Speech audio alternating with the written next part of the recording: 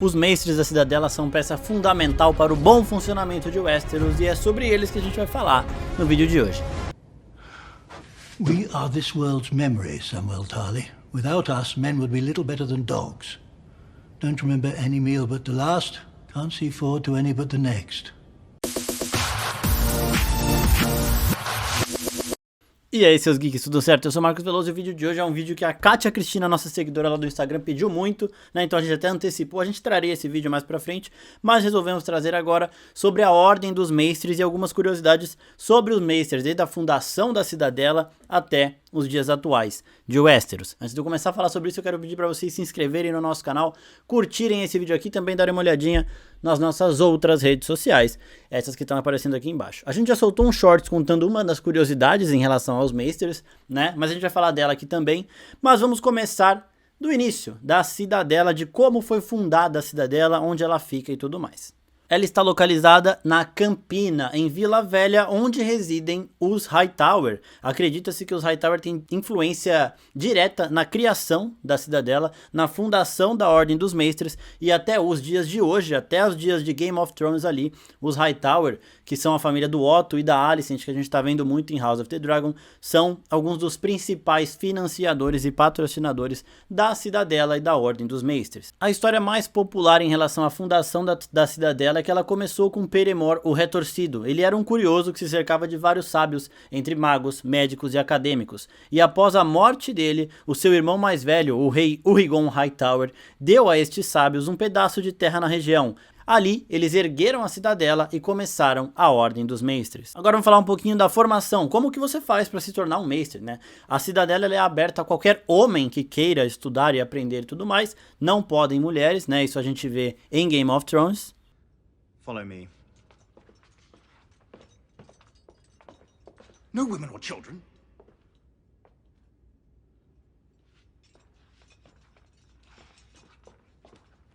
E no momento em que você chega lá para estudar, você adquire o título de noviço, né? A cada matéria que a pessoa se forma, ela ganha um elo. E no momento em que o noviço ganha seu primeiro elo, ele já passa a ser chamado de acólito. Quando essa pessoa, né, esse acólito agora, tem elos o suficiente para formar uma corrente, ele se torna um mestre. Então você tem um elo, não dá para formar uma corrente. 2 elos também não dá. 3 não dá ainda. 4 fica apertado, não dá. 5, então a partir de 5 elos você tem uma correntinha pequena ali, né? Mas quanto maior a corrente, mais conhecimento essa pessoa tem. E o que são os elos? Daqui a pouco a gente vai falar mais dos elos, mas só resumindo aqui para vocês, cada matéria possui um elo de metal diferente. Então se você forma em história, você ganha um elozinho de um determinado metal. Se você se forma em magia, você ganha um elo de determinado metal e por aí vai. Cada elo é de um metal diferente, então não dá para você ter 2 elos da mesma matéria. Você se forma uma vez só em cada matéria.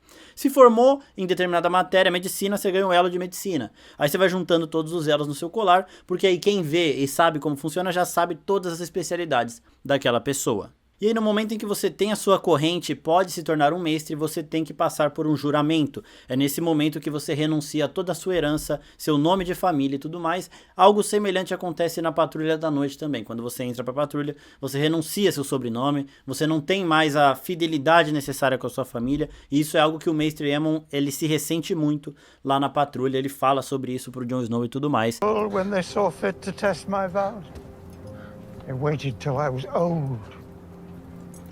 And what could I do when the ravens brought the news from the south? The ruin of my house, the death of my family. I was helpless, blind, frail. E aí, quando você faz esse juramento e abdica de tudo, você passa a ser um servo do reino, você passa a ser um mestre da Cidadela. Depois de fazer esse juramento, o mestre é enviado a um castelo. Lá, as suas funções incluem ensinar as crianças a ler e escrever, cuidar dos corvos e cartas e servir como médico residente do castelo para cuidar desde ossos quebrados até o parto de todo mundo ali que reside no castelo. Em troca de receber um mestre, o lorde de determinado castelo paga um preço à Cidadela, né? Então é assim também que a Cidadela sobrevive, não é só recebendo dinheiro dos Hightower e de outras famílias ali da Campina.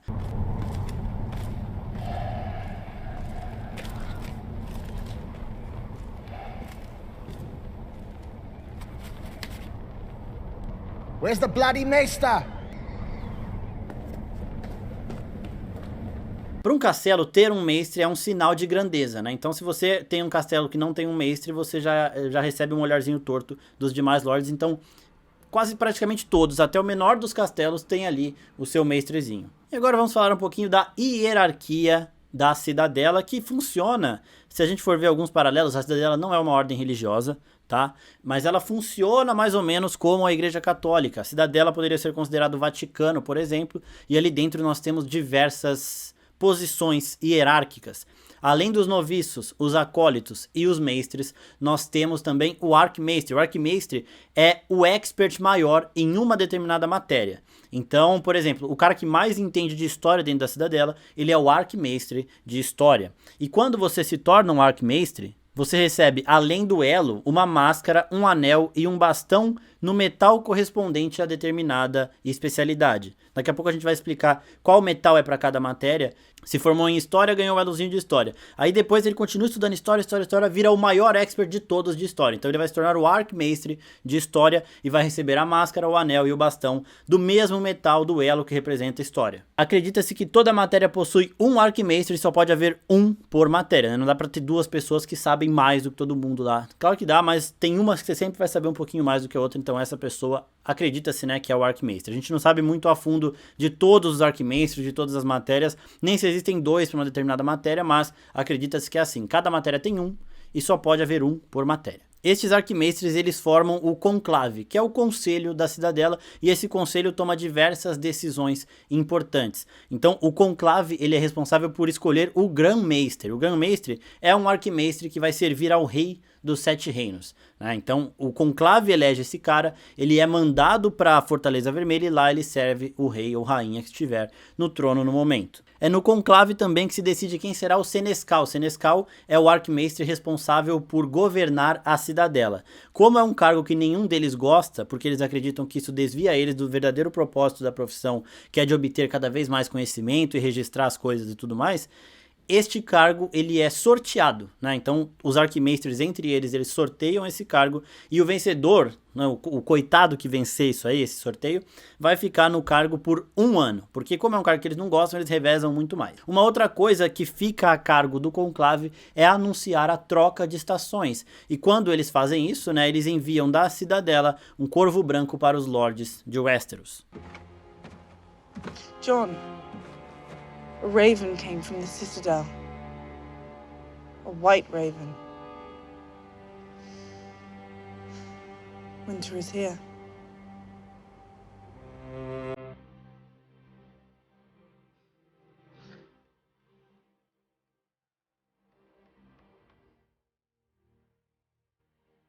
Well, Father always promised, didn't he?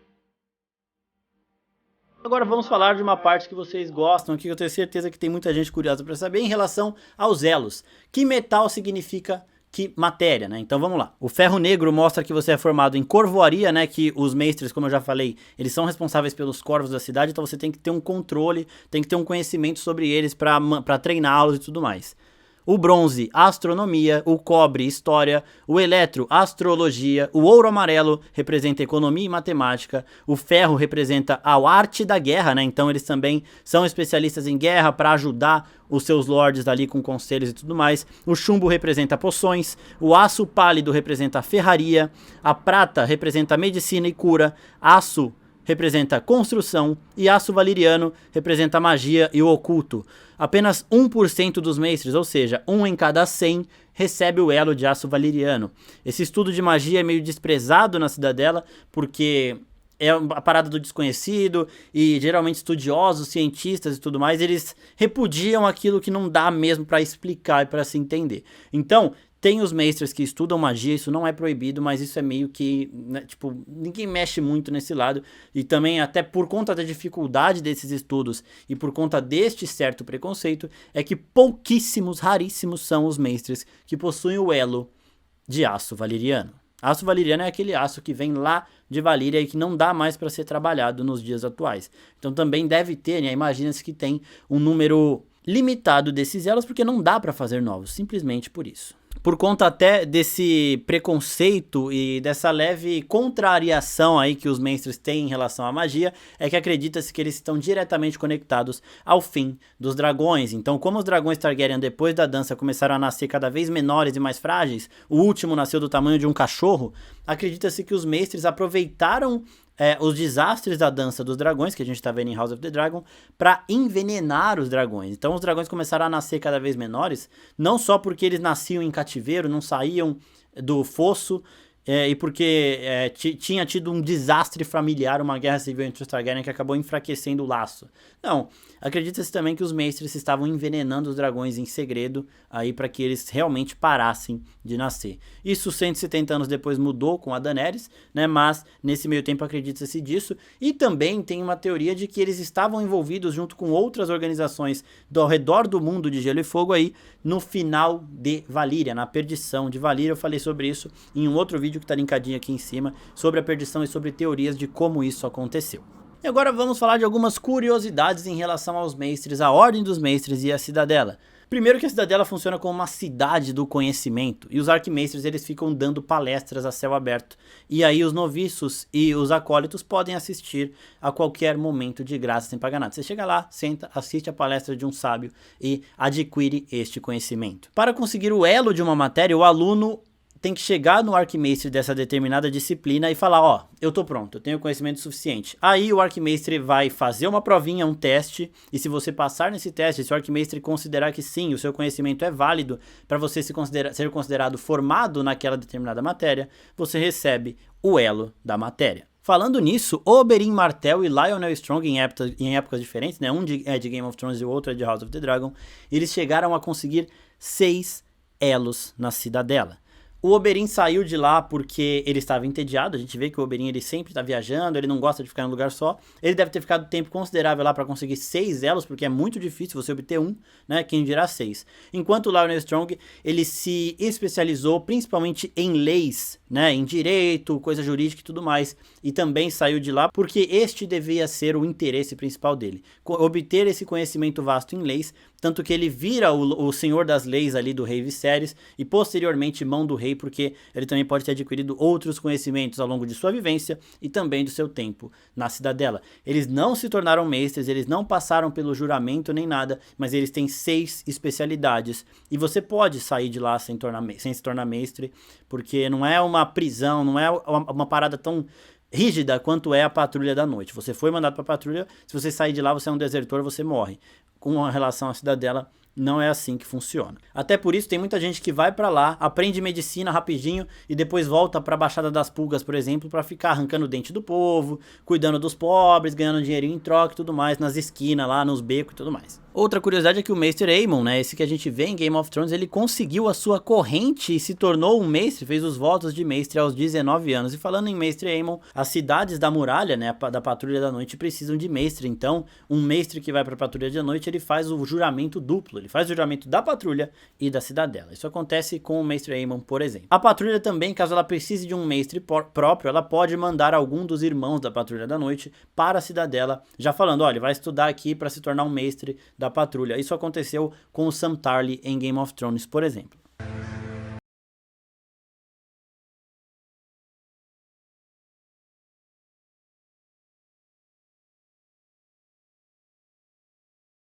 Fundado por Aegon o Conquistador no ano 5 depois da conquista, quando ele pede para um arquimestre ali se tornar o seu conselheiro e fazer parte do conselho. Então o Grão-Mestre também faz parte do pequeno conselho do rei, a gente vê isso em House of the Dragon e Game of Thrones, que sempre tem o Grão-Mestre ali. Uma outra curiosidade não tão legal é que Maegor o Cruel, né, o terceiro rei dos 7 reinos aí, executou 3 dos seus Grão-Mesters. Alguns dos temas proibidos na cidadela são praticar necromancia e abrir pessoas vivas. E foi por conta dessas práticas que o Qyburn foi expulso de lá. Qyburn, que é o conselheiro macabro da Cersei, que sabe essas técnicas, que revive o Montanha, ele transformando ele praticamente em um zumbi, e que também tem uma certa especialização em fogo vivo, diversos assuntos proibidos e repudiados na cidadela. Então ele é odiado pelos outros Maesters. Qyburn? That is exactly the sort of arrogance that had him expelled from the Citadel, Your Grace. Why did the Citadel take your chain? Did you fondle one boy too many? No, my lord, that's not my weakness. What is? Curiosity. The only way to treat disease is to understand disease. The only way to understand it is to study the afflicted. Por conta disso, porque ele não é nada ortodoxo, ele não segue esses passos e ele também não tem o mínimo do escrúpulo, né? O Grandmaster Pycelle, a gente vê também que ele não tem quase escrúpulo nenhum, porque ele fica se fingindo de fraco e tudo mais, e é bem legal a gente ver também que nem todo mestre é uma fonte extrema de confiança e tudo mais. Inclusive, no caso do Grandmaster Pycelle, tem uma cena deletada da terceira temporada de Game of Thrones que mostra ele sendo desmascarado pelo Tywin Lannister, que é um sábio e também sabia, né, que o Grandmaster tinha esse papinho de frágil aí pra fugir um pouco das responsabilidades. Stop it. Am I the only one to see through this performance? Is it possible that so many could be so stupid for so long? Huh? There are times when I have trouble believing it myself.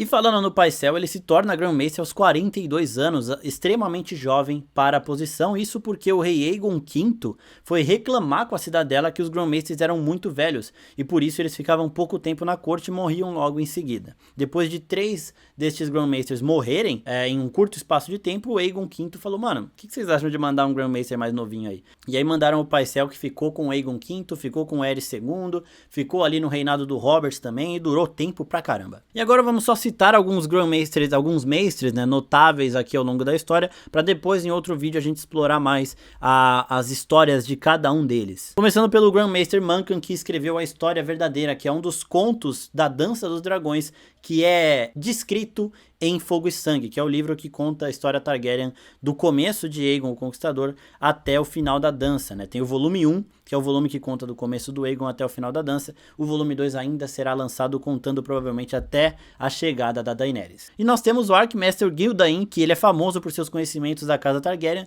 e foi ele que escreveu Fogo e Sangue. Não, calma aí, não foi o Martin que escreveu Fogo e Sangue? Como assim? É que o Martin ele escreve seus livros como se eles realmente existissem no mundo de Gelo e Fogo. Para todos os efeitos, quando você começa a ler Fogo e Sangue, aparece lá que é um livro escrito pelo Gildain e tudo mais. Então é uma parada bem legal, justamente mantém essa narrativa de narrador-personagem, que é aquele que não sabe de tudo, faz seus posicionamentos baseados em relatos, e isso ajuda também o leitor a tomar as suas próprias conclusões das coisas. E até por isso a série acaba nos surpreendendo em diversos assuntos que a gente via suposições no livro e agora a gente vê como eles realmente aconteceram na série. Falando disso, eu já fiz um vídeo analisando as diferenças da primeira temporada de House of the Dragon com os livros, diferenças e semelhanças. Existem mais semelhanças do que diferenças, então esse vídeo tá linkadinho aqui em cima e também tá bem legal. Nós teremos o mestre Aemon, né, Aemon Targaryen aí, que se torna o mestre da Patrulha da Noite, um sábio senhorzinho que a gente ama muito, um dos mais queridos mestres aí do longo da história da Cidadela. Temos o Grandmaster Pycelle, o Grandmaster Melos, que é o Grandmaster do Viserys no começo de House of the Dragon. Nós também temos o Grandmaster Orville, que é o Grandmaster do Aegon, agora também em House of the Dragon, e o Mestre Geralt, que faz parte do conselho da Rainha Rhaenyra. Bom, gente, pro vídeo não ficar muito longo, esse aqui é um resumão da Cidadela. Depois, comentem aí os tópicos que vocês querem ver a gente tratando de forma isolada, porque esse vídeo pode gerar alguns outros vídeos. Então, a gente pode fazer vídeo falando da história de cada um desses mestres que eu citei, de outros mestres, porque também tem outros mestres bem importantes na história da organização aí, na história da Ordem da Cidadela, a Ordem dos Mestres. Então, comentem aqui embaixo quais outros temas derivados deste que vocês querem ver aqui, e também aproveita para se inscrever no canal e mandar para os seus amigos. É isso, pessoal, muito obrigado e até a próxima. Tchau, tchau.